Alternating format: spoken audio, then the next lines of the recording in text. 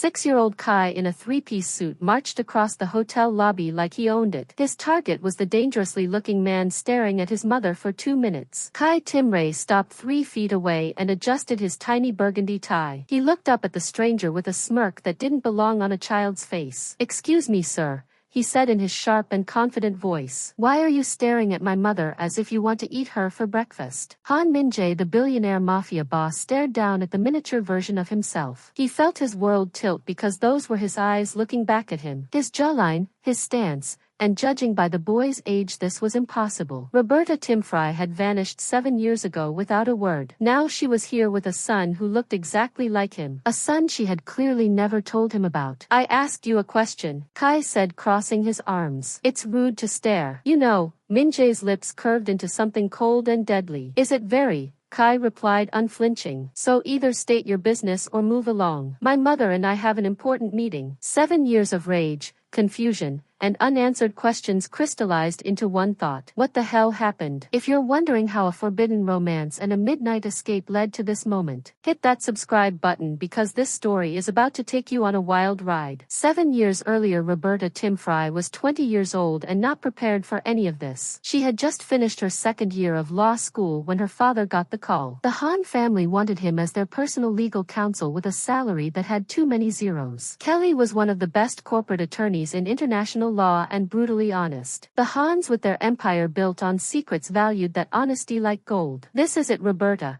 her father had said, packing his bags for Seoul. "This is the break our family needs." "Our family?" Roberta had raised an eyebrow. "I'm still in school, Dad. You're coming with me." Seoul has excellent international universities with strong law programs. You can transfer your credits and continue your studies there while working as my assistant. So Roberta found herself in Seoul, living in a luxury apartment paid for by the Hans. She attended family dinners at their massive estate and tried not to stare at the artwork. The Han family was not just wealthy. They were royalty with old money mixed with new power. They owned half of Seoul's real estate and had politicians in their pocket. Right in the center of it all was Han Min-jae, 24 years old and devastatingly handsome. He wore power like other men wore cologne and spoke 4 languages fluently. Roberta knew better than to stare. Her father had warned her 100 times. "These people are kind to us because we're useful. Don't get comfortable, and for the love of God don't get involved." But Min-jae made it difficult. He didn't look at her like she was useful. He looked at her like she was fascinating. It started innocently enough with conversations at dinner parties and debates about international law. He challenged her, made her laugh,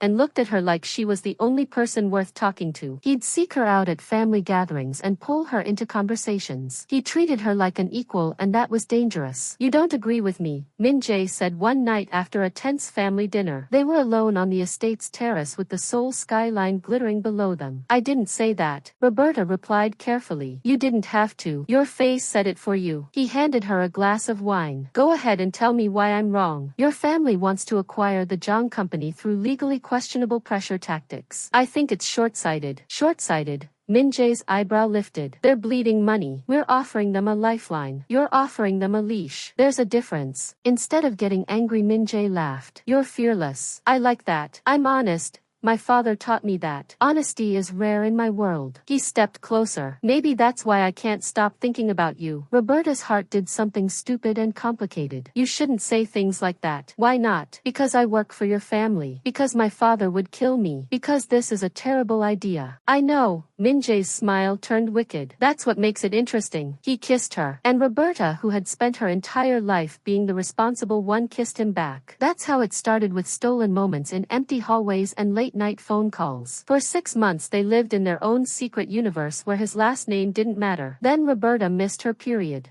She took the test in a hotel bathroom with hands shaking so violently she nearly dropped it. When those 2 lines appeared, her whole world imploded. 20 years old, pregnant by the heir to a family that didn't believe in love. A family whose solution to problems often involved people quietly disappearing. She told Min-jae the next night in his car, "I'm pregnant." The silence that followed felt like drowning. Min-jae's hands gripped the steering wheel. He stared straight ahead. "Are you sure?" "Yes." "How far along?" "About 6 weeks." More silence, then so quietly she almost didn't hear it. "What do you want to do?" Roberta's heart shattered. "Not we'll figure this out. Not I love you and we'll handle this together. Just what do you want to do? Like this was a problem to be solved." "I don't know." she whispered. Min-jae finally looked at her with a face that was unreadable. The warm man she loved was replaced by the Han heir he was trained to be. My family can't know about this. I know. If they find out you're pregnant with their heir, they'll take the baby or worse. Give me a week, Min-jae said. I'll figure something out. I promise. He dropped her off and drove away. That was the last real conversation they ever had, because 3 days later Roberta's mother walked into her bedroom. You're pregnant. It wasn't a question. Roberta's tears answered anyway. Her mother's expression cycled through shock,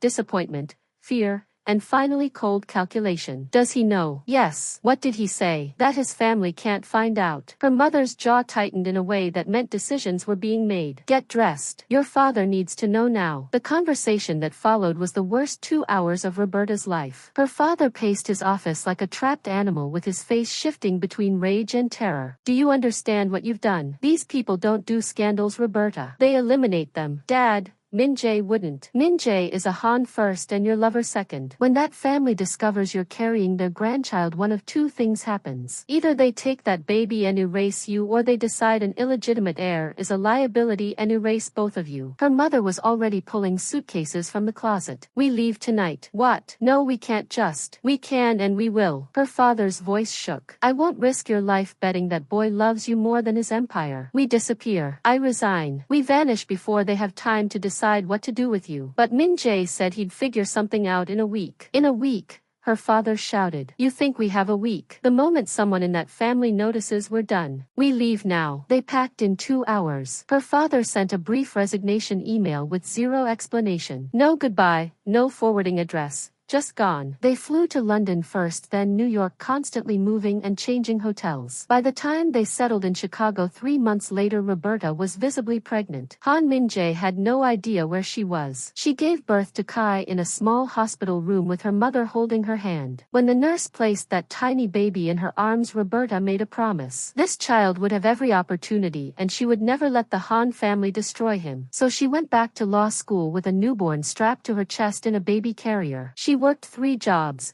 studied until 3 a.m., and clawed her way through her degree. She passed the bar exam on her first try with Kai sitting in a playpen. Then she started climbing and built a reputation in corporate law that had nothing to do with her father. By the time Kai was 6, Roberta Timfry was a name that meant something. She closed million-dollar deals, wore designer suits, and raised a son who turned out exactly like his father. And that's where things got hilarious and terrifying in equal measure, because Kai wasn't a normal kid. At 18 months he'd organized his toys by color and size. At 3 he'd corrected his preschool teacher's math. At 4 he'd read his first chapter book and asked why the protagonist made such poor financial decisions. By 6 Kai Timray wore 3-piece suits to kindergarten and read the Wall Street Journal at breakfast. He negotiated everything like it was a corporate merger. Mom, if I eat my vegetables without complaint and complete my homework early, can we extend bedtime by 30 minutes? Kai, you're 6. You don't negotiate bedtime. Everything's negotiable, Mom. You taught me that in the Morrison case. That was a multi-million-dollar contract. Principal scale. He adjusted his tiny tie. So do we have a deal? Roberta didn't know whether to laugh or schedule a psychological evaluation. The kid was a menace. A brilliant, hilarious, oddly mature menace. He pranked her constantly and switched her regular coffee to decaf. He watched her wonder why she was tired all morning. He rearranged her case files alphabetically by client name instead of date. Once he convinced his kindergarten teacher he needed to attend a business meeting instead of nap time. Kai, you're 6. Roberta had said when she got called to the school. What merger? Tommy wanted Sarah's blocks. Sarah wanted Tommy's trucks. I facilitated an exchange that benefited both parties. He'd said this in complete seriousness. That's literally a merger, Mom. But the most unsettling part was that Kai knew things he shouldn't be able to know. Roberta would think about ordering Thai food for dinner, and before she could mention it, Kai would say, can we get pad Thai tonight? She'd consider canceling a meeting, and Kai would walk in with, you're going to reschedule the Henderson call, aren't you? How did you? You always tap your pen 3 times when you're about to cancel something. The child was 6 years old and reading her like a legal brief. Mom, you're thinking about cutting your hair. I haven't said anything about cutting my hair. You touched your ends 4 times during breakfast and sighed. You do that when you're annoyed with your hair. You'll book an appointment by Thursday. She booked the appointment on Wednesday. Kai had smiled like he'd won a case. It got worse when men tried to approach Roberta. Kai transformed into a tiny suited bodyguard with the protection detective instincts of a mafia enforcer. A colleague once made the mistake of complimenting Roberta's dress too enthusiastically at a firm party. Kai, wearing a miniature tuxedo, had materialized at the man's elbow. "That's my mother you're staring at." The man had laughed nervously. "Just being friendly, little guy." Friendly is a smile and a greeting. "You've been staring for 45 seconds. That's not friendly. That's creepy." Kai had crossed his arms. "I suggest you redirect your attention elsewhere." The man had actually backed away. Roberta had pulled Kai aside. "Sweetheart, you can't threaten my colleagues." "I didn't threaten him. I made a suggestion based on observational data." "You're 6. Age doesn't invalidate pattern recognition, Mom." Roberta had looked at her mother in desperation during one visit. "Why is he like this? How did I end up with a 6-year-old who acts like a Fortune 500 CEO?" Her mother had just smiled sadly, the way she always did when Kai did something particularly Han-like. "He's his father's son, baby. You can't fight genetics." And Roberta had spent 6 years successfully avoiding anything that might remind her of those genetics. She turned down cases involving Korean companies, avoided Korean restaurants, and pretended an entire country didn't exist. Then the Han deal came along. It was massive. A billion-dollar merger between an American tech company and a Korean conglomerate. The kind of deal that would cement her reputation as one of the best merger and acquisition attorneys. The kind she couldn't turn down without raising serious questions. Her boss had been ecstatic. "Roberta, this is career-defining. You'll need to fly to Seoul for the signing ceremony and the gala." Every drop of blood had drained from Roberta's face. "Seoul just for 3 days. Sign the contracts. Smooth at the party. Done. You've earned this." She'd spent 72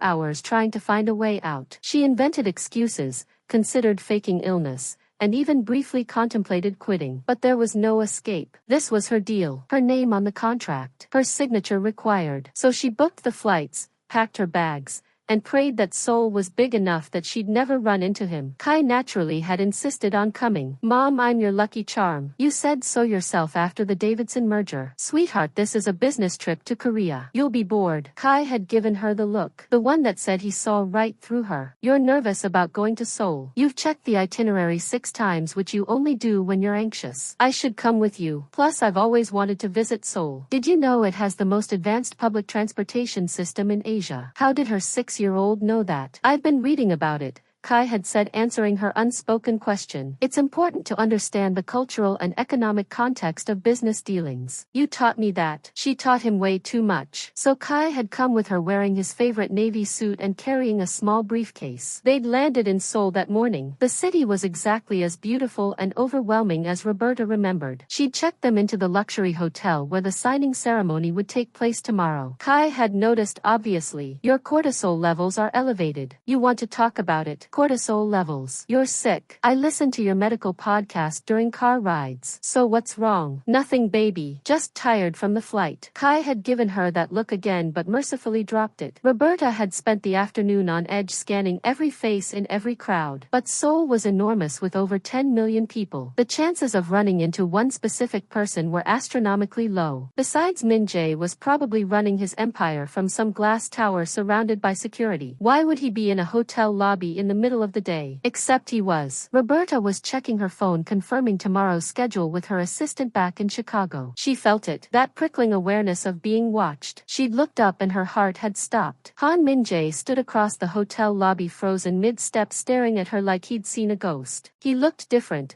older, harder, more handsome. The warmth she remembered had been carved away and replaced with something cold and dangerous. His suit was expensively breathtaking. His presence dominated the entire space without him saying a word. He looked like exactly what he was, the most powerful and dangerous man in Seoul. And he was staring at her with an intensity that made her want to run. Roberta's hands had started trembling. She'd forced herself to look back at her phone, pretending she hadn't seen him. She prayed he wouldn't approach and prayed Kai wouldn't notice. But Kai noticed everything. "Mom," he'd whispered, tugging her sleeve. "That man is staring at you. Ignore him, baby. He's been staring for over 2 minutes. That's statistically unusual and potentially threatening. Kai, please just." But her son was already moving. Roberta's heart had plummeted into her stomach as she watched Kai set down his juice box. He adjusted his burgundy tie with the precision of a man heading into a board meeting. He marched straight across the marble lobby toward Han Min-jae. Her 6-year-old son was walking toward his father,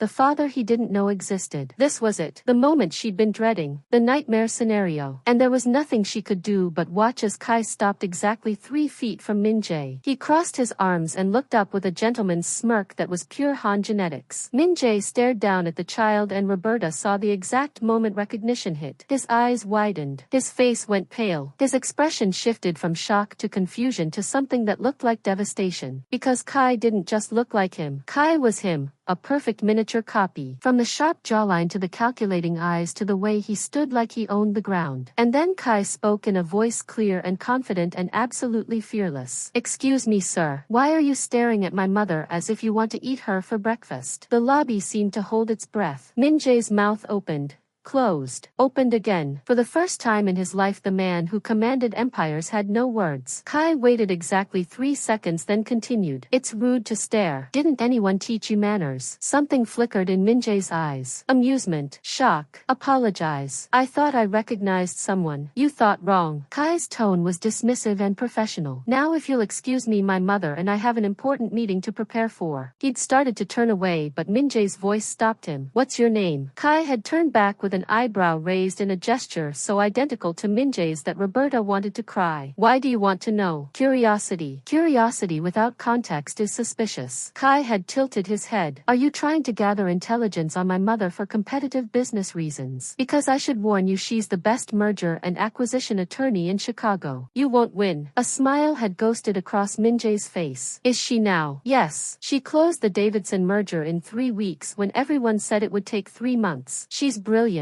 The pride in Kai's voice was unmistakable. "So whatever company you represent, you should probably reconsider any aggressive strategies." "I'll keep that in mind." Min-jae had crouched down, bringing himself to eye level with Kai. "You're very protective of your mother." "Someone has to be." Kai's eyes had narrowed. "She works too hard and doesn't eat enough. Men keep staring at her like you're doing right now." "Kai." Roberta had finally found her voice and rushed over, grabbing her son's hand. "I'm so sorry." "He's very." She trailed off as her eyes met Min-jae's. 7 years of silence crashed between them. "Roberta." His voice was rough and raw, like saying her name hurt. "Min-jae." She'd forced herself to sound casual and professional, like running into her secret baby daddy in Seoul was totally normal. "Small world." "Small world," he'd repeated with his eyes dropping to Kai. "Is this your son?" "Yes." The word came out too fast and too defensive. "He's adorable." "How old is he?" Roberta's throat had closed. 6. She'd watched Min-jae do the math and watched the realization hit. Watch 7 years of questions crystallize into understanding. 6. Min-jae had repeated softly. "And his father not in the picture." "By choice.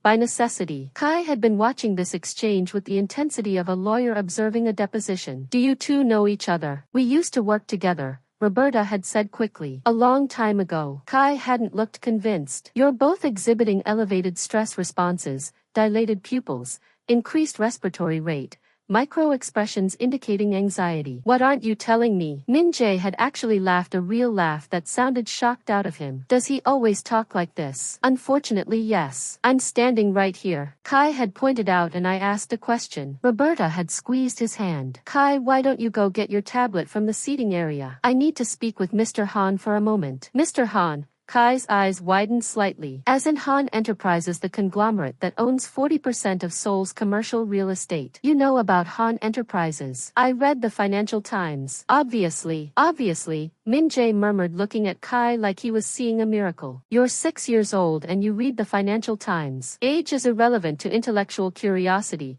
Kai said, pulling out his phone. "Han Enterprises stock is up 7% this quarter. You're doing well, though I have notes on your expansion strategy if you're interested." "Kai," Roberta had wanted to sink into the floor. "Tablet now, please." Her son had given her a look that clearly said this conversation isn't over. But he'd walked away with shoes clicking on marble with unsettling maturity. The moment he was out of earshot, Min-jae turned to her with eyes that burned. "That's my son." It wasn't a question. Roberta had lifted her chin. "I don't know what you're talking about." "Don't." His voice had dropped to something dangerous. "Don't you dare lie to me. I've spent 7 years looking for you. 7 years wondering why you vanished. Why your father resigned without explanation. Why you disappeared like you never existed. He'd stepped closer and now I find you here with a 6-year-old boy who looks exactly like me, acts exactly like me and has my eyes. So don't stand here and pretend you don't know what I'm talking about. Roberta's hands had clenched into fists. You need to leave now. Not until you tell me the truth. Is he mine? That's none of your business. The hell it's not. Min-jae's control had cracked. If that's my son, I have a right to know. Rights? Roberta laughed bitterly. You want to talk about rights? You told me your family couldn't know I was pregnant. You said you needed a week to figure something out. You made it very clear that I was a problem to be solved. That's not. My father said your family would take my baby or kill us both. So we left. We disappeared to protect him. Her voice had shaken. I've spent 7 years making sure your family never found us. Making sure Kai was safe. So no, Min-jae, you don't get to show up now and demand rights. Min-jae had looked like she'd stabbed him. You think I would have let my family hurt you? Hurt our child? I don't know. I was 20 years old and terrified. Your exact words were my family can't know about this. What was I supposed to think? That I loved you. Min-jae had shouted, then quieter and broken. That I loved you and I would have protected you both. I spent the week planning how to tell my family, how to make them accept you. I was going to propose Roberta. I had the ring. Roberta's world had tilted. What? I bought a ring. I was going to ask you to marry me and present it to my family as fact.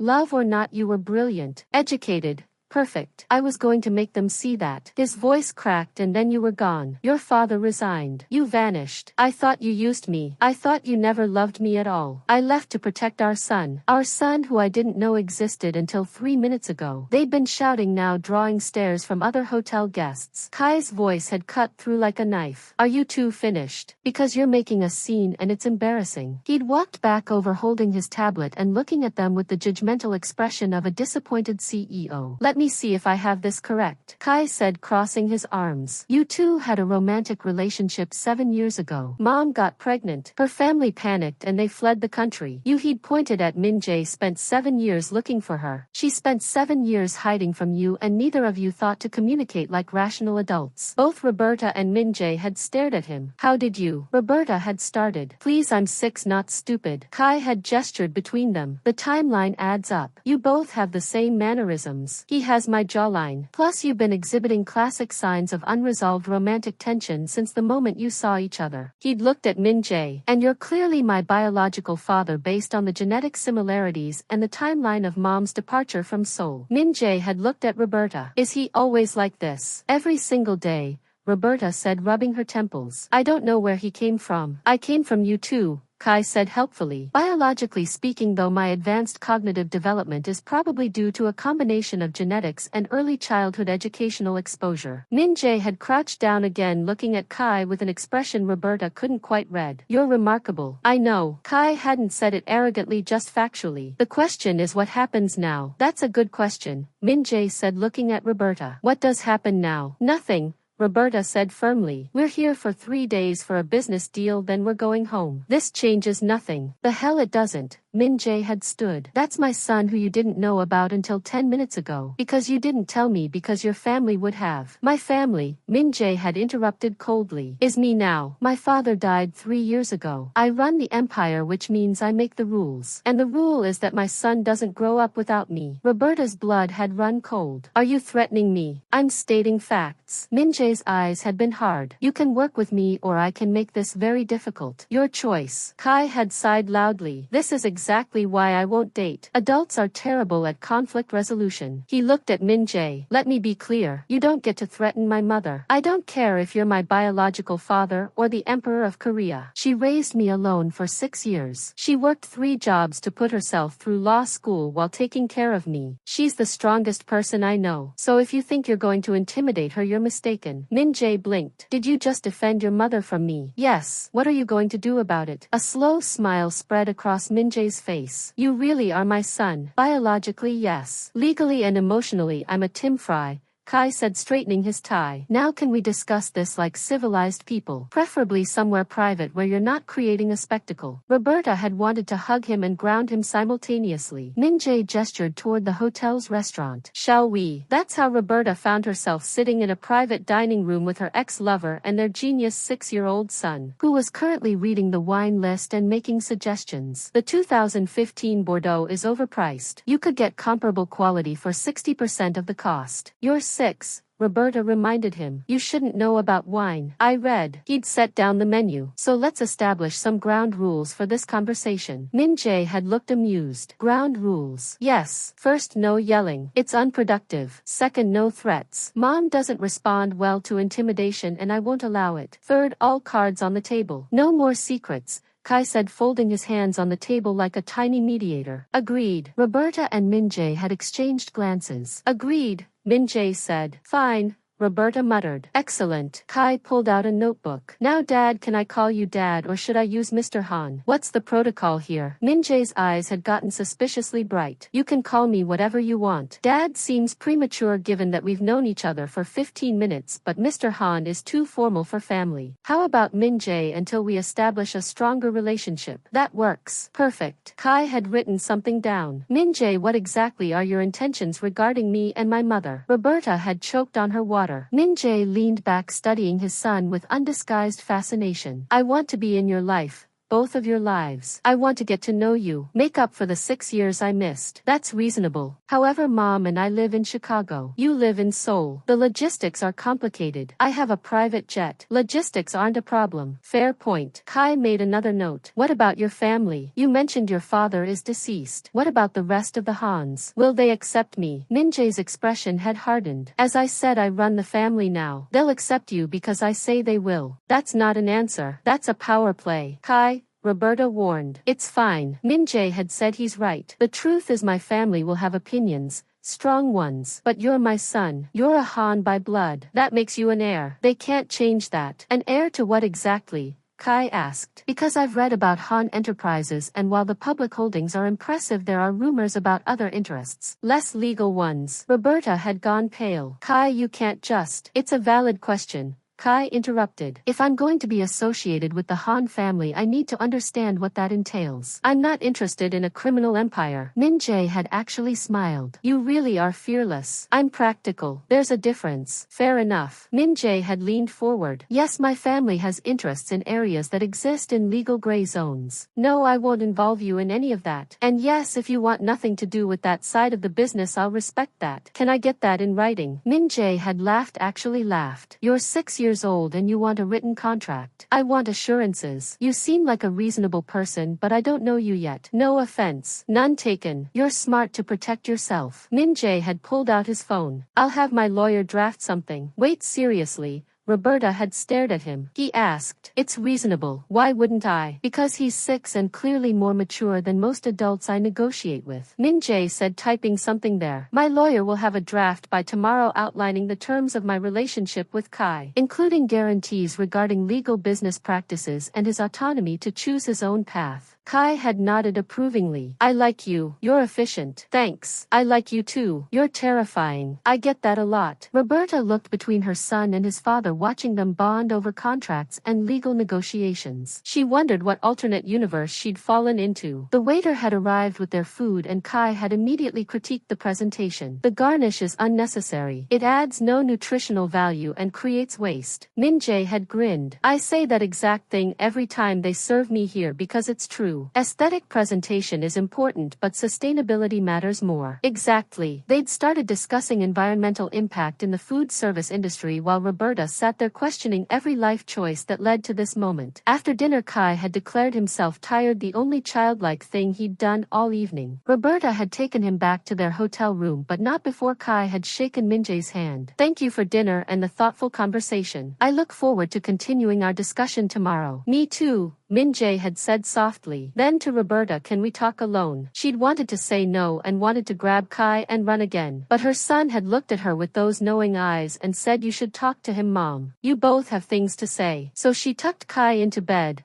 waited until he was asleep, and met Min-jae in the hotel bar. They'd sat in silence for a full minute before Min-jae spoke. I'm sorry. Roberta looked up startled. I'm sorry that I made you feel like you had to run. Sorry that my family scared you so badly you thought disappearing was the only option. Sorry that you spent 7 years raising our son alone. His voice had cracked. I'm sorry I wasn't there. You didn't know where we were. Roberta whispered. I should have found you. Should have tried harder. Your family. My father was a controlling bastard who built an empire on fear. I know that. I grew up in it. But I also thought I could protect you from it. I was arrogant and naive. Min-jae had reached across the table, stopping just short of touching her hand. When you told me you were pregnant, I should have acted immediately instead of asking for a week. Roberta, I would have burned the whole empire down before I let anyone hurt you. Tears had slipped down her cheeks. I was so scared. My dad said they take the baby or kill us. I couldn't risk it. I know and I understand why you ran. I hate it, but I understand it. He'd finally touched her hand. But he's here now. Kai is here and he's perfect. He's brilliant and funny and terrifying and perfect. You did that. You raised him to be that. He's just like you.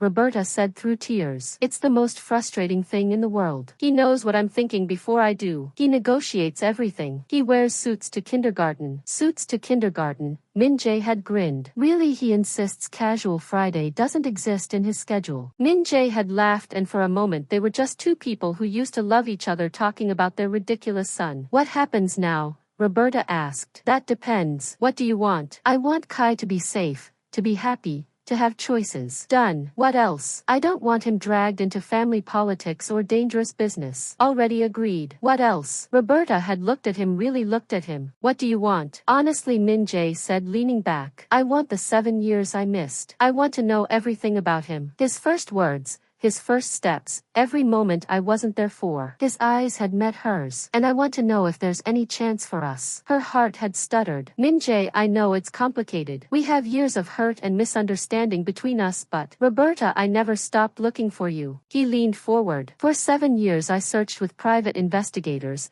digital forensics, every resource I had. But your father was thorough. You all vanished completely. Then how? I got smart about it. Started tracking major international deals between American firms and Korean companies. I knew you'd finished law school. I knew you were too brilliant not to practice, so I waited. His voice was quiet. 6 months ago the Huang merger crossed my desk. $1 billion deal. American legal team from Chicago. I pulled the filing documents and there you were. Third name on the attorney list. Roberta Timfry, lead merger and acquisition attorney. Roberta's breath caught. I cleared my entire schedule. Didn't care about meetings, business, anything. I got to this hotel 3 hours before your check-in time and waited in that lobby like a fool. His eyes met hers. And then I saw you 7 years older, more beautiful, so confident. And beside you, his voice cracked. A little boy in a suit who looked exactly like me. Tears slipped down Roberta's cheeks. So now that I found you both, I just need to know if there's a chance for us. I don't know,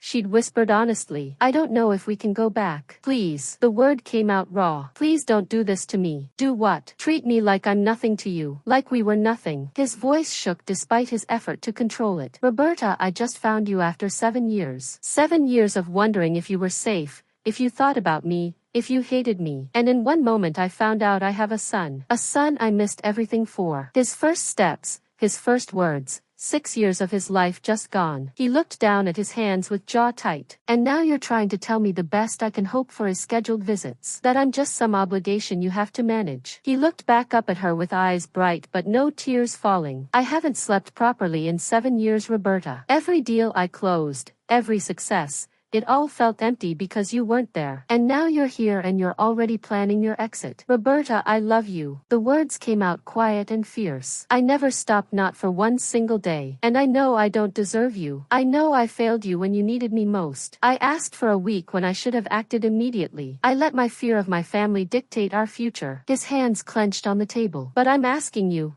begging you, don't shut the door on us. Not yet. Not before I can prove that I've changed. That I'm strong enough now that I would walk away from everything, the empire, the family name, all of it, before I'd let anyone hurt you or Kai. He reached for her hand carefully. I'm terrified, Roberta. Terrified you'll disappear again and I'll spend the rest of my life searching. Terrified that Kai will grow up thinking I didn't want him. Terrified that I've already lost the only thing that ever mattered to me. His voice dropped. I'm not asking you to love me back. I'm not asking for forgiveness. I'm just asking you not to give up on the possibility of us. Not yet. Just give me a chance to prove I'm not that scared boy anymore. Roberta felt her carefully built walls cracking. This man, powerful and controlled, was laying himself bare in front of her. I'm scared too, she whispered. I know, and you have every right to be. He squeezed her hand gently. But I found you. After 7 years I found you and I'm not going anywhere. Let me prove I'm worth the risk. Please. She looked at him at the vulnerability in his eyes,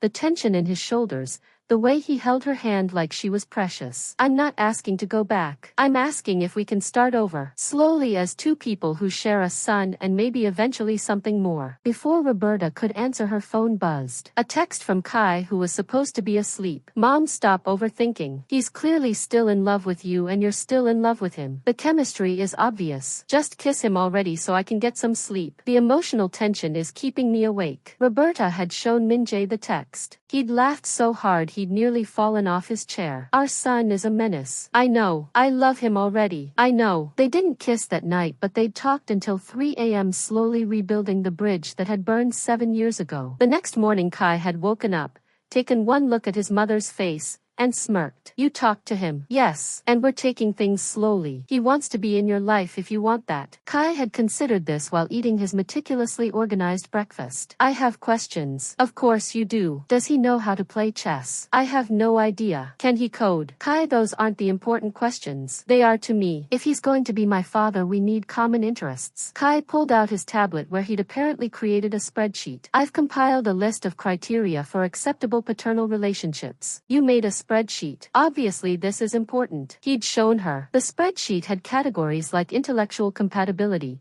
emotional availability, willingness to engage in strategic gameplay, and quality of dad jokes. Dad jokes, Roberta had asked. Every father should have acceptable humor. It's tradition. Min-jae had arrived for breakfast, taken one look at the spreadsheet, and immediately started answering Kai's questions. Chess I've been playing since I was 4. I'll teach you openings. Coding I learned Python at 12. What language do you want to start with? And my dad jokes. He'd grinned. What do you call a fish wearing a crown? A kingfish. Kai had made a note. Acceptable, but we'll need to work on delivery. Fair. They'd spent the morning together, the three of them, and Roberta had watched her son and his father bond over puzzles and business strategies and increasingly terrible puns. At one point Kai had looked at her and smiled, really smiled. Not his usual calculating smirk, but a genuine happy smile. And Roberta realized that maybe, just maybe, running into Min-jae in Seoul wasn't the disaster she'd feared. Maybe it was exactly what they all needed. 3 days later, as they prepared to fly back to Chicago, Kai made an announcement. I've decided Min-jae can visit us in Chicago twice a month to start. We'll evaluate the arrangement quarterly and adjust as needed. You're giving him visitation rights? Roberta asked. Conditional visitation rights subject to review. Min-jae had looked at Roberta. Is this okay with you? And Roberta, looking at her son's hopeful face and Min-jae's gentle smile, had found herself nodding. Twice a month. We'll see how it goes. Kai pulled out his phone. I'll send you my calendar. I have chess club on Mondays and business strategy study group on Thursdays, but I'm free most weekends. You have a business strategy study group? Min-jae asked. You're 6 and you were learning the family business at 6. Age is just a number. As they'd boarded the plane, Kai had turned to his mother. You know he's going to propose eventually, right? Kai, I'm just stating statistical probabilities. The way he looks at you, combined with the fact that you share a child and clearly still have feelings for each other, suggests an 87% likelihood of marriage within a year. Where are you getting these numbers? I made them up, but am I wrong? Roberta looked back at the terminal where Min-jae stood watching them leave and thought about the ring he'd bought 7 years ago that she never got to see. No, she'd admitted quietly. You're probably not wrong. Kai smiled and opened his business journal to a fresh page. Excellent. I should start planning the wedding. You'll want elegant but not ostentatious. Probably a spring ceremony. I'll make a list of appropriate venues. You're not planning my wedding. Someone has to. You're clearly too emotionally compromised to make rational decisions. And that's how Roberta Timfry found herself on a plane home with her 6-year-old son, who just met his father father for the first time and was now planning her future wedding with the efficiency of a Fortune 500 CEO. If she was being honest, she wouldn't have it any other way. The first visit happened 2 weeks later. Min-jae arrived in Chicago on a Friday afternoon and Kai had prepared like he was hosting a corporate summit. He created an itinerary complete with scheduled activities,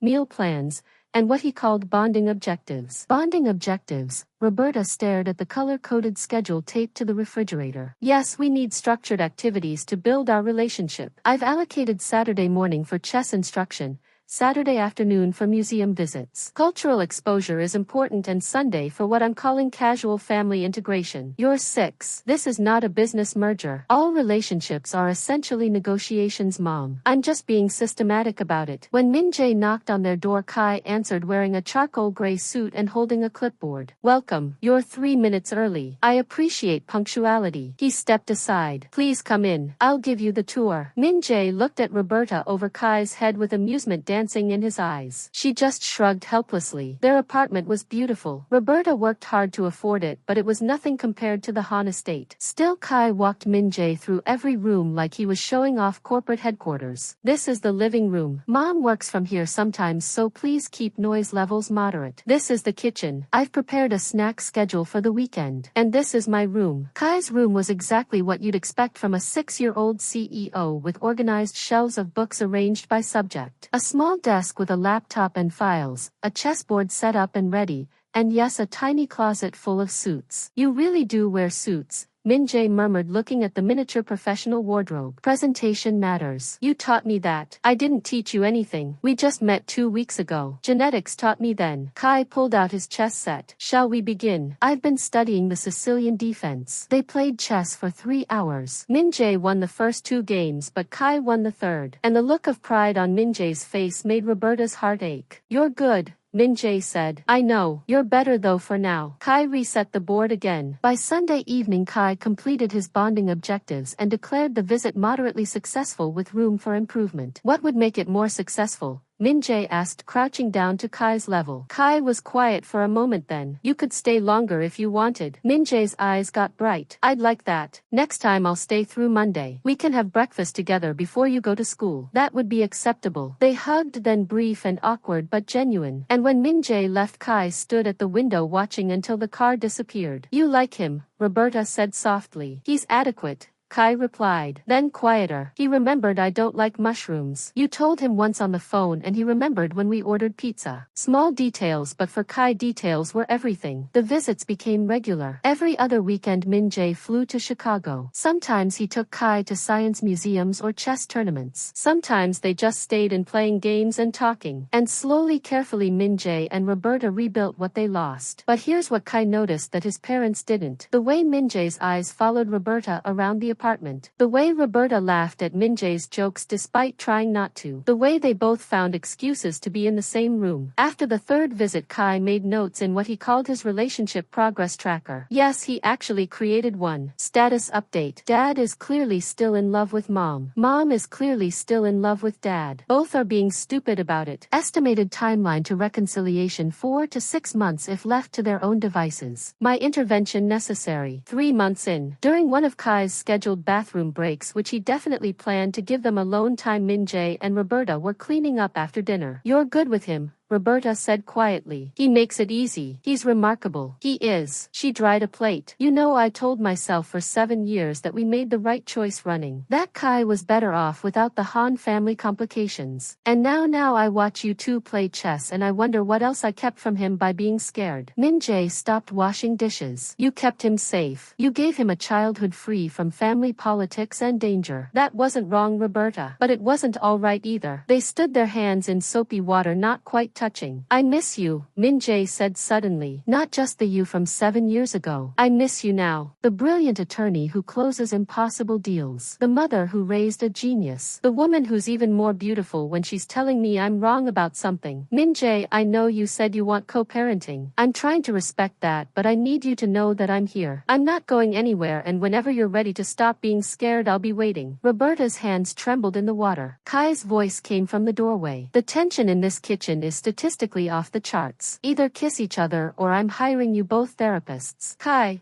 They both shouted. What? I'm providing observational data. He walked to the fridge. Also, Mom, your cortisol levels are clearly elevated and Dad's been staring at you for the past 45 seconds. The evidence is overwhelming. You're 6 and very perceptive. He grabbed his juice box. I'll be in my room reading about adult emotional dysfunction. Call me when you figured this out. After he left, Roberta started laughing. Our son is insane. Our son is not wrong. Roberta looked at Min Jae, really looked at him, at the man who flew across the world every other weekend, who learned how to make Kai's favorite sandwich and read his favorite book so they could discuss them, who looked at her like she was still the only person in the room worth seeing. I'm scared, she whispered. I know. What if it doesn't work? What if it does? What if your family? I run the family now. They'll accept what I tell them to accept. He dried his hands and stepped closer. Roberta, I can't promise everything will be perfect. I can't promise there won't be challenges, but I can promise I will never make you feel like you have to run again. I can promise I will fight for you, for us, every single day. That's a big promise. I've had 7 years to prepare for it. Roberta felt her walls cracking, the ones she built so carefully to protect herself.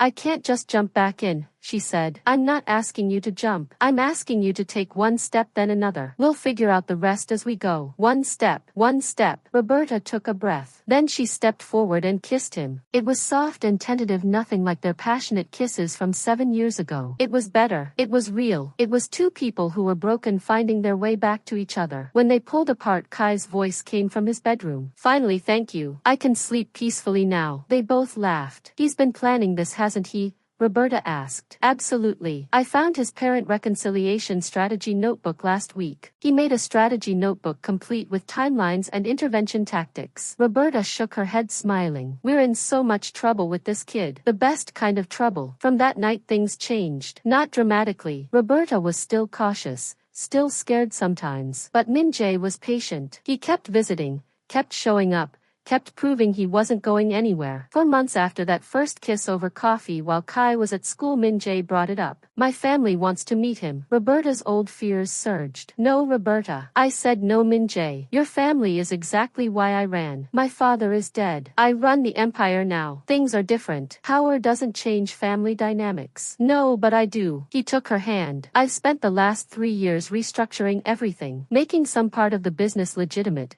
removing the people who operated in shadows. I did that for you, for Kai. So when I found you, I could offer you a life that wasn't built on fear. That's a nice story, but it's not a story. It's a fact. My family will accept Kai because I'm telling them to, and they'll accept you because the alternative is losing me. His eyes were fierce. I'm not asking them for permission, Roberta. I'm telling them Kai exists. He's my son. You're the woman I love. They can accept it or they can lose their heir. Roberta stared at him. You'd really do that? Walk away from everything in a heartbeat? You and Kai are my everything now. The empire is just what I do. She saw the truth in his eyes. He meant it. One visit, she finally agreed. Controlled. At the first sign of trouble we leave. Deal. She told Kai that evening. We're going to Seoul to meet your father's family. Kai looked up from his homework. The ones Grandpa said would kill us. Kai, I have excellent hearing. He tilted his head. Are they still dangerous? Your father says he'll protect us. Do you trust him? Yes, Roberta said, and realized she meant it. Then I trust him too. He went back to his homework. I should study Korean etiquette and family hierarchy. First impressions matter. Just be yourself. Myself makes you nervous. Diplomatic Kai is safer. The flight to Seoul was tense. Kai spent it reading about Korean business culture. Roberta spent it trying not to panic. Min Jae met them at the airport with a car that probably cost more than Roberta made in a year. Ready?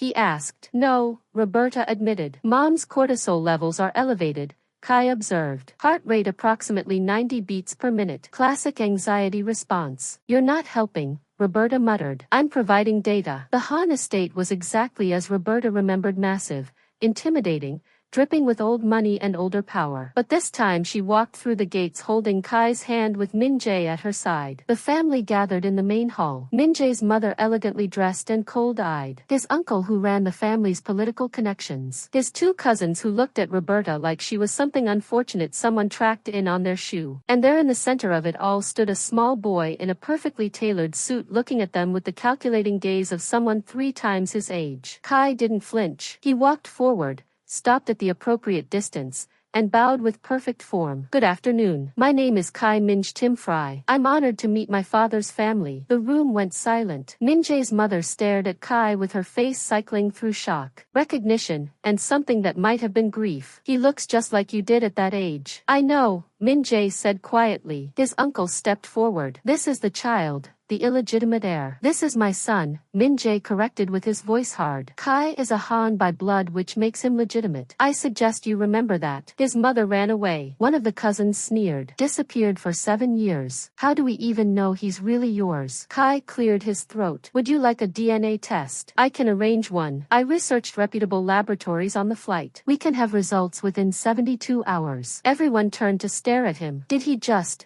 The cousin started. Offered to prove his own paternity. Yes. Kai pulled out his tablet. I have the lab information here unless you'd prefer to simply acknowledge the obvious genetic similarities and move forward like rational adults. Minjae covered his mouth to hide his smile. His mother walked forward slowly, studying Kai like he was a puzzle. How old are you? 6 years and 4 months. And you really talk like this? Yes, ma'am. I find clear communication prevents misunderstandings. She laughed, actually laughed. He is definitely a Han.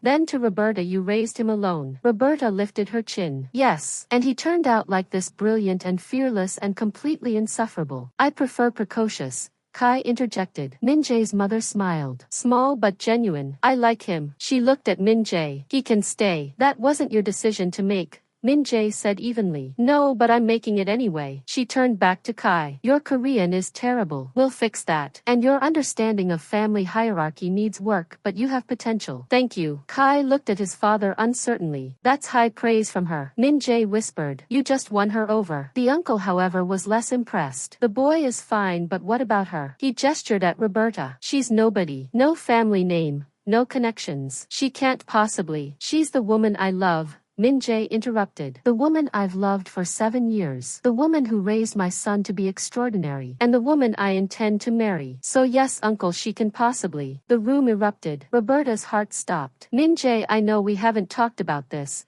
he said, turning to her. I know I'm doing this all wrong, but I'm not hiding anymore. Not from them. Not from you. He pulled a box from his pocket, the same box he carried for 7 years. I bought this ring the week you disappeared. I've kept it ever since, hoping I'd find you, hoping I'd get to ask. He dropped to one knee right there in front of his entire family. Roberta Timfry, you are brilliant and fierce and the best mother Kai could have asked for. You make me want to be better. Will you marry me? Roberta stared at him with tears streaming down her face. You're proposing now in front of everyone while your family is arguing about whether I'm good enough. I'm proposing now because I've wasted 7 years. Because I'm not wasting another second. Because I want everyone in this room to know that you're not just good enough. You're everything. He opened the box. The ring was beautiful. Classic. Perfect. So yes, I'm proposing now. What do you say? Kai leaned over and whispered. The statistically optimal answer is yes, Mom. Just so you know. Kai, what? I'm providing guidance. Roberta looked at Minjae, really looked at him, at the man who spent 7 years searching. Who flew to Chicago every other weekend to build a relationship with his son, who was kneeling in front of his family publicly declaring his love for a woman they didn't approve of. Yes, she whispered. Yes, I'll marry you. The kiss shut up every single person in that room. When they finally broke apart, Kai started clapping. Excellent decision making, both of you. I approve of this union. Oh, you approve? Roberta laughed through her tears. Obviously, someone has to. You two are clearly too emotionally compromised to evaluate this rationally. Minjae's mother actually smiled. I'm beginning to understand why you kept him away from us. He would have taken over the family by now. He's 6. Roberta protested. Age is irrelevant to ambition, the older woman replied. Welcome to the family, Miss Timfry. Try to keep up. The rest of the visit was a whirlwind. Minjae's family ranged from cautiously accepting to genuinely welcoming. His mother took a particular interest in Kai, teaching him Korean phrases and telling him stories about Minjae's childhood that made Kai laugh. You really negotiated your own allowance at 5? Kai asked. Minjae successfully too. I knew we were related. By the time they left Seoul, Kai acquired a Korean grandmother who video called him twice a week. week. A second cousin who promised to teach him taekwondo, and an uncle who grudgingly admitted that the boy has potential in the family business. On the plane home wearing his new hanbok that Min-jae's mother insisted on buying him, Kai pulled out a new notebook. This one labeled wedding planning in neat handwriting. I've already researched venues. Something elegant but not ostentatious. Approximately 200 guests. Mix of Korean and American traditions to honor both cultures. 200 guests, Roberta squeaked. The Han family alone is 70 people. Your side will be smaller, but we need to account for business associates, friends, and Kai, sweetheart. We just got engaged yesterday, which is why we need to start planning immediately. Spring weddings book fast. He turned to Min-jae. You'll handle the Korean guest list. Mom will handle the American side. I'll coordinate overall logistics and manage the timeline. You're 6. Roberta repeated weakly. And you're clearly overwhelmed by the prospect of planning a wedding while managing your caseload. I'm helping. Min-jae took Roberta's hand. Let him help. He's happy. Look at him. Roberta looked. Kai was scribbling notes, cross-referencing something on his tablet, completely absorbed in the project. And he was smiling. Not his usual calculating smirk, but a genuine excited smile. Fine, she sighed, but I get final say on the dress. Obviously, bridal fashion is your domain. I'll focus on logistics and vendor management. 6 months later, the wedding took place at an elegant venue overlooking the Han River in Seoul. The morning of the wedding, Roberta was getting ready when Kai knocked on the door. He was wearing a miniature tuxedo that matched Min-jae's, looking heartbreakingly grown up. Mom, can we talk? She shooed everyone else out and sat down, careful not to wrinkle her dress. Kai was quiet for a moment, then. Thank you. For what, baby? For keeping me safe, for working so hard, for being brave enough to run when you had to, and brave enough to stay when it mattered. His eyes were bright with tears. You gave up a lot for me. Oh, sweetheart. Roberta pulled him close. You were never something I gave up things for. You were the reason I fought for everything. I know, but still. Thank you. He pulled back, wiping his eyes. Also, I have something for you. He handed her a small box. Inside was a bracelet with 3 charms, a tiny gavel for her career, a chess piece for Kai, and a heart engraved with the date she and Min-jae met. Kai, this is beautiful. Dad helped me pick it out. He wanted you to know that every part of your life matters, not just the parts that include him. Roberta absolutely lost it then, with tears ruining her makeup while her mother rushed to fix it. The ceremony was perfect. A blend of Korean and American traditions, exactly like Kai planned. Roberta walked down the aisle to traditional music with her father on one side and Kai on the other. I'm giving you away, her father whispered. I'm making sure she gets there, Kai added. Quality control. At the altar, Min-jae took Roberta's hands and looked at her like she was his entire world. I've loved you since I was 24 years old, he said during his vows. I loved you when we were sneaking around the estate. I loved you when you disappeared. I loved you every day for 7 years when I didn't know where you were. And I'll love you every day for the rest of my life. Roberta barely got through her own vows without sobbing. When they kissed, Kai started the applause and the entire room joined in. Later, during the father-son dance that Kai insisted on adding to the schedule, Min-jae crouched down to Kai's level. Thank you for giving me a chance. For letting me be your father. Thank you for not giving up on us. For finding us. For loving Mom even when she was being stubborn. She prefers cautious. She was stubborn. Kai grinned. But so was I. I researched you, before we went to Seoul. Made sure you weren't secretly terrible. And you passed the background check barely. Min-jae laughed and pulled his son close. I love you, Kai. I know. I love you too, obviously. As the night wound down, Roberta found Kai sitting at a table with his tie loosened and his jacket draped over a chair, looking satisfied. Good wedding, she asked. Excellent wedding. Everything went according to plan. The cake was structurally sound. And most importantly, you two are happy. We are. Roberta sat beside him. You did good, baby. I know. He leaned against her. Can I tell you something? Always. I used to wonder why I didn't have a dad like other kids, but now I think maybe I got something better. I got a mom who was strong enough for both parents. And then I got a dad who fought to find us. That's better than just having 2 parents from the start. Roberta held her son close, watching her new husband dance with his mother across the room. She thought about the scared 20-year-old girl who ran away 7 years ago. She did the right thing, kept Kai safe, built a life, and somehow impossibly she got her happy ending. Anyway, Mom, Kai asked sleepily. Yeah, baby. When are we moving to Seoul? Roberta blinked. What? We're moving to Seoul, right? Dad runs an empire here. He can't exactly relocate to Chicago. The logistics would be inefficient. From across the room, Min-jae caught her eye. He walked over, clearly having heard Kai's question. I was going to bring that up after the honeymoon, Min-jae said carefully. But Kai's right. I can't run the family business from Chicago, and I don't want to keep flying back and forth, missing half of Kai's life. He took Roberta's hand. But it's your choice. I know you have your career, your life there. Seoul has corporate law firms. Kai interrupted. Good ones. Mom's brilliant. They'll fight over her. Plus I researched international schools here. The academic programs are superior, and I'd finally get to improve my Korean. You've researched schools. Roberta stared at her son. Obviously, I've been planning this since the engagement. He pulled out his tablet. I have 3 school options, all with gifted programs. I've also compiled a list of neighborhoods with good commute times. And Kai, Min-jae said gently, this is your mom's decision. Kai looked at Roberta with those 2 old eyes. Do you want to stay in Chicago because it's home or because you're scared of being here? Another impossible question from her impossible son. Roberta looked around the reception at Min-jae's mother, who'd spent the evening teaching Kai Korean phrases, at his cousins who'd warmed up to her after seeing how Min-jae looked at her, at the life that was being offered to her, not demanded but offered. I need to take the Korean bar exam, she said slowly. You'd pass it in 6 months,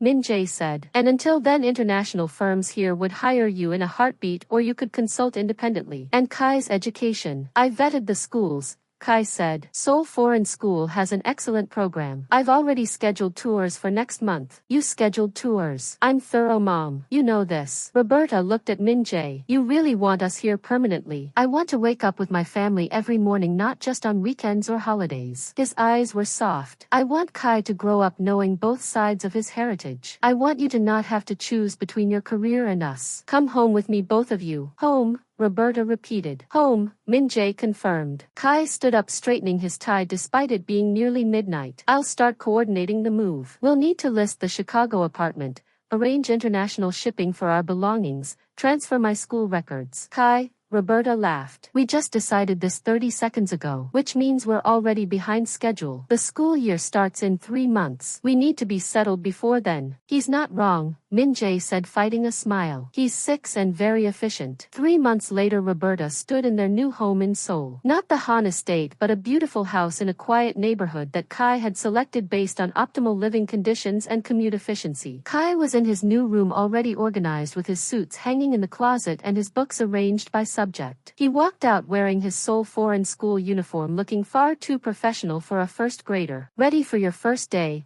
Roberta asked. I've prepared a brief introduction, researched the curriculum, and packed appropriate supplies. He adjusted his backpack. I'm ready. Of course you are. Min-jae came downstairs, adjusting his tie. I'll drop him off on my way to the office. You don't have to. I want to. Besides, someone needs to make sure he doesn't negotiate with the principal on his first day. That was one time, Kai protested. And the curriculum did need updating. As they headed out the door, Kai turned back. Mom, you have that meeting with Kim and Associates at 10 a.m. Don't forget your briefcase. It's by the door. How do you know about my meeting? I checked your calendar. Also, you'll want to take the blue folder, not the red one. The blue has the updated contract revisions. Kai, that's actually really helpful. Thank you. Someone has to manage this family. After they left, Roberta stood in the quiet house and thought about how far they'd come. From that terrified 20-year-old running away in the night to this, a home in Seoul. A husband who loved her. A son who wore suits and managed everyone's schedules and somehow made everything better. Her phone buzzed. A text from Kai sent from the car. Mom, I forgot to mention grandmother is coming for dinner tonight. She called yesterday. I told her 6 p.m. Also, she's bringing kimchi. I know you don't love kimchi, but pretend you do. Family politics are important. Love you. Roberta laughed until she cried, because 7 years ago she ran from this city terrified and alone. Now she was back with a husband who never stopped searching. A son who wore suits and planned international moves and somehow knew everything before it happened. And somehow, impossibly, she got her happy ending, even if it came with a 6-year-old who scheduled her meetings and managed her mother-in-law visits. That evening, sitting around the dinner table with Min-jae, Kai, and Min-jae's mother, Roberta watched her son explain his optimization strategy for family dinners while his grandmother listened with barely concealed amusement. And if we coordinate meal prep in advance, Kai was saying, we can reduce cook time by 30% and maximize family interaction. He's trying to optimize family dinner, Min-jae whispered to Roberta. I heard that, Dad. And yes, efficiency matters even in family settings. Min-jae's mother laughed. He's exactly like you were at that age. Insufferable and brilliant. I prefer precocious, Kai and Min-jae said in unison. Roberta pulled out her phone and took a picture. This beautiful, chaotic, perfect moment. Because sometimes the best stories are the ones where you run away scared and come back strong. Where love waits 7 years. Where a 6-year-old in a suit brings a family together and somehow manages everyone's lives better than they manage their own. And sometimes, just sometimes, happy endings are real. Even if they come with a tiny CEO who schedules your mother-in-law's visits and optimizes your family dinners. That's the story of how a forbidden romance, a midnight escape, and one brilliant kid in a 3-piece suit brought a family home.